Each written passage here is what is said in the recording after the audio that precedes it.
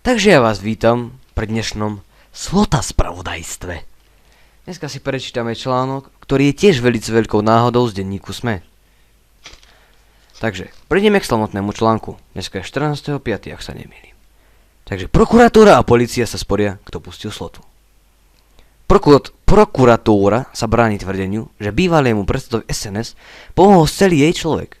Policajti minulý týždeň Jána Slotu zadržali, keď šoféroval, hoci krátko predtým, ako nastúpil do auta, podľa svedkov ledva stál na nohách. Po niekoľkých hodinách ho však z cely predpustili. Predbežného zadržania prepustili. Hovorca Žilinskej krajskej prokuratúry Milan Cisárik tvrdí, že o prepustení rozhodol príslušný policajt. Na takýto postup policajtovi udelili súhlas službokonajúci prokurátor. Policajt konal podľa paragrafu trestného poriadku, podľa ktorého zadržanú osobu môže prepustiť na slobodu so súhľadom prokurátora, písomným príkazom s primeraným odôvodnením aj policajt.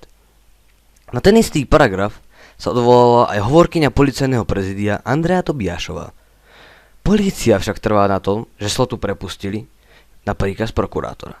Detaily komunikácie medzi policajtom a prokurátorom nechcela Tobiášova zverejniť. Policajt o tom spísal úradný záznam, ktorý je interným dokumentom polície. Policajti hovoria, že ak by mohli predložiť návrh na superrýchle konanie sami, urobili by to. Zo zákona ale o ňom môže rozhodnúť iba prokurátor.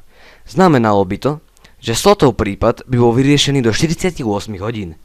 Cisárik však hovorí, že v tomto konkrétnom prípade nebolo možné v uvedenej lehote skončiť vyšetrovanie.